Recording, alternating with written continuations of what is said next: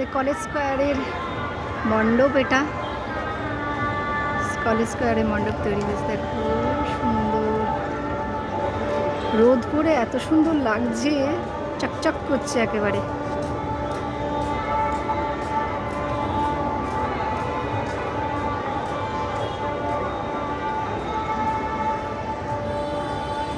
ছোট করে দেখে বোঝা যাচ্ছে না এটা মণ্ডপ। এটা অ্যাকচুয়ালি